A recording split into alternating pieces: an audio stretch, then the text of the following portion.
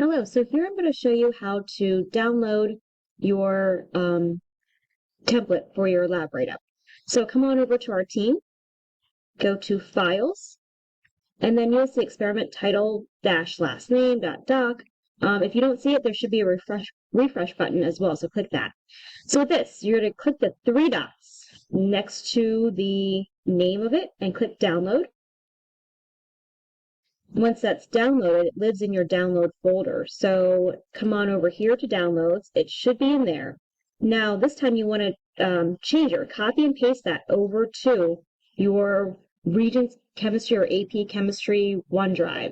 So I have one right here that I've already set up. And if it's in your OneDrive, you just right click, create new folder, and then type in Regents Chemistry. And it's going to be right in there. So you can copy and paste it or click and drag it.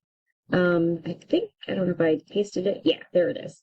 So again, I had copied and pasted it from the downloads folder. And if you need to find the downloads folder, just go to your files and you'll see the downloads right over here. Note that it says experiment title dash last name. You want to change that. So rename. Let's say it's the effect, not affect, but effect of stirring on the pH and temperature of Alka-Seltzer and vinegar. And then put my last name, dash Patel, dash Dane. You put in your own last name, right? I don't need your last name, but I don't need my last name. You just need to put your last name in. So that way, when I receive it, I have everyone's last names in there. If you know that you share a last name with somebody else in one of my other courses or that same class, make sure you put like your first initial. So let's say it's S. Patel Dane. Also note in here that I've capitalized all of the major letters. The P in pH is lowercase, but the H in pH is capitalized. And we'll talk about that later on. So it lives in my Regents Chem folder, and I can open it up.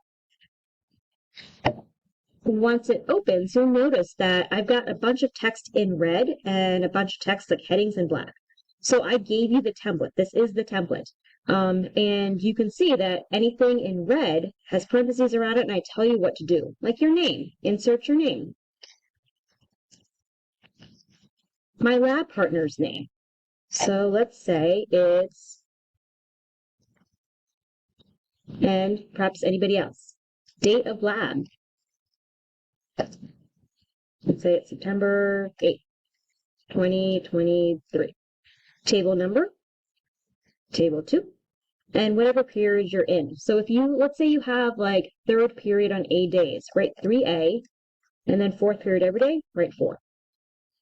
Then I'm going to change that title, so I'll double click on that, and it's going to be the same thing. It's going to be the effect of stirring on the pH and temperature of Alka-Seltzer and vinegar. So note, this is all in red. Change that all to black. There we go. So that way I also know it's done. To run through this with you, the purpose. You're describing the purpose of our lab. So it could be to determine the effect of stirring on the pH of temperature and to determine the effect of stirring on the determine the effect of stirring on the pH of Alka-Seltzer and vinegar. And the second purpose could be to determine the effect of stirring on the temperature of Alka-Seltzer and vinegar. Your questions could be, how does stirring affect the pH of Alka-Seltzer and vinegar? Versus how does stirring affect the temperature of Alka-Seltzer and vinegar? You would have both questions in there. Your independent versus your dependent variable. Don't forget, it's the effect of I on D, the effect of the independent on the dependent. So here we are changing the fact that we're stirring in one, in the experimental, but keeping the control without stirring. So that's your independent variable, is stirring. Whereas your dependent variable is what you are measuring. We're measuring the pH and we're measuring the temperature. So we happen to have two dependent variables here. Your claim is the answer to your questions. How does stirring affect the pH of Alka-Seltzer and vinegar? And that you would look at based upon your graph, versus how does stirring affect the temperature of Alka-Seltzer and vinegar. So you're answering those questions in your claim here, and you have to have 2 in there. The materials, I'm sorry, all of these need to be complete sentences. Then your materials. You're typing out the list of materials that you used, right? And this is a bulleted list. So let's say I copy or I highlight that, I get rid of it, and I want to create a bullet list. So I've got bullets right there. Let's say we used a beaker. Well, tell me the size of that beaker. Maybe we used another beaker for the pH probe, right? Maybe give me the size of that. And these may not be exact to what you did. You have to figure that out. Maybe you used a graduated cylinder that was 100 milliliters, right? We use the LabQuest. So LabQuest is capital L, capital Q. We use the temperature probe. We use the pH probe. We used Kimwipes to wipe down the probes. Let's see, what else did we use? You might have, depending on what your experiment was, you might have used a mortar and pestle. So other options could be mortar and pestle. That's what you use to crush it. If you didn't use it, then don't write it. You might have used an electronic balance. Maybe you used baking soda instead of Alka-Seltzer. You need to measure and make sure you have the same amount. Maybe used a hot plate, right? Maybe used a stirring plate. Whatever those are, make sure you write those down. We also had an Erlenmeyer flask of vinegar. So let's say that was a 250 milliliter. Note that the M in milliliter is lowercase and the L is capitalized for all of those. You do not need to put goggles or things like paper towels and spray just because that's kind of implied. Let's see. We also had vinegar, right? So you might have used 100 in your control of vinegar and then something else in your experimental. So write out the total. Maybe it was a total of 200 milliliters. Maybe used milk. Maybe that's 100 milliliters, right? Distilled water. We used that for rinsing off our pH probe. So maybe we could say distilled water approximately 50 milliliters, right? Whatever that might be.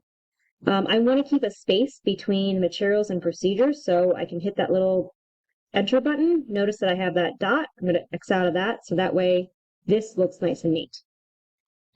My procedures, this is what I did. I'm going to move this over to one page for you. Okay, cool.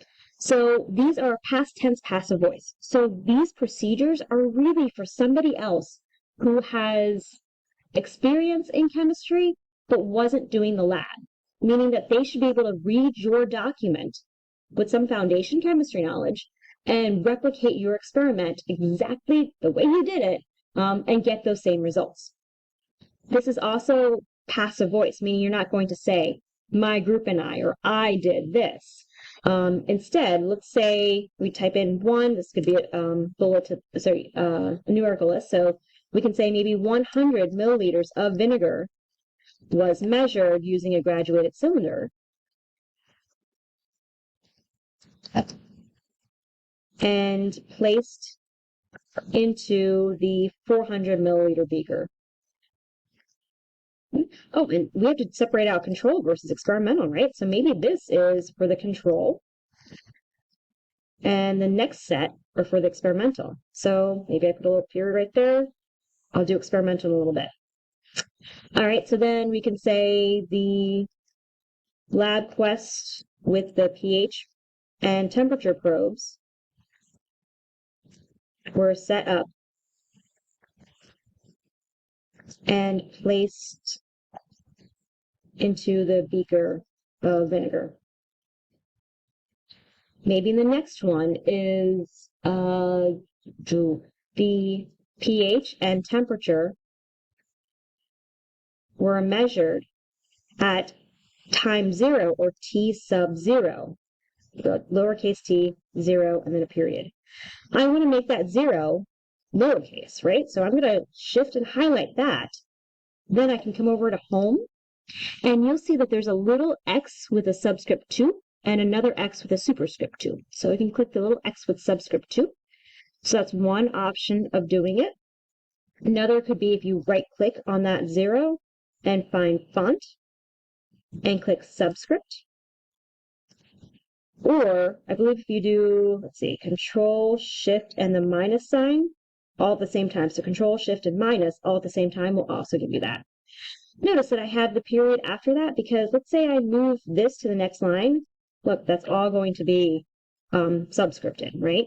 So you can fix that by going back through, highlighting all of that, and getting out of that subscript, or prevent it in the first place by just putting the period on the other side of it. And then afterwards, I press enter. So you continue on with your procedures. I'm not going to finish them here because you will do them. Let's say you have some more steps, and then you're experimental. You're going to essentially copy and paste all of this and then just change whatever you changed. Whatever it was, change it. So let's say you put in, instead of vinegar, you put in milk. Change that, right? Maybe if you put 2 tablets of Alka-Seltzer instead of 1, change that in here as well. The controlled variables, this is your bulleted list. So I'm going to come back up to these little bullets and you're going to write out each of those. Your data table, this is when you need to make sure your Excel data is all set to go. If you haven't watched those videos or you haven't made your Excel data, you should do that now and go back to those videos if you need to. My Excel data is all set. So what I'm going to do is I'll zoom out so it makes it easier to see. And then I already went ahead and put it into all Cambria, 12-point font, centered everything, and I put the borders around it. If you don't know how to do that, I believe go to video number 2 of Excel, part 2 for Excel, to be able to figure out how to do all that. So I'm just going to copy and paste, highlight all of that. Remember, the first cell that's being copied or highlighted doesn't get shaded in, but you know it's all copied, or excuse me, it's all highlighted because you've got the green box around it. Then I'm going to hit Control C and move on over to my data table. I'll delete this text and put that in there. Right? Notice also that this is kind of scooting over off to the side. Maybe you want to reformat this so that way all of it can kind of fit nicely. What I do is I hover over the border line and kind of scoot that over. You can do that for each of these. But for this one, I can't quite get to the right. So what I can do is hover above it. I have this black arrow. I'm going to highlight that. And then I'm going to come over to layout. And there's 2 layouts. One that's gray over here. When you have your data table, there also should be a blue one. Then I'm going to come over to the width and just decrease that. Okay, and then maybe I want to make sure that that's the same width potentially of this one. So just nitpicky details, but like if temperature in degrees Celsius is right there, make sure it's the same over here. This is a good opportunity to change your degrees. So maybe instead of that asterisk, we go over and highlight it, click home, insert, symbol, and then more symbols. And so if you go over to, I believe, like the math ones, scroll down, mathematical operators, you should find that there is one in there, I believe. Let's see the other dot. And if not, you just kind of scroll through and try to figure it out. I lied. Maybe it's not in there. So what you would do is just go through. This one like could work if you needed to in a pinch. That's fine. That's really a superscript 0. This one, I don't know what that is, but whatever. So anyway, you would find it in here and go through to find it. So I already know I had that as a shortcut here. So I'm just going to put that in there and cheat. Click close. And I'm just going to copy that over to right over here. All right, so hey, that changed that size. Maybe I adjust this a little bit. Next, I want my data table to be centered on the page. So I'm going to, like, if I'm on the data, I can hover over any part of the data and I find this little box. I'll click that. I'll come to home and I will center that. So that way it looks nice and neat. Maybe I want to bold this. Right? Oh, that looks a little icky. So maybe I come over and fix that.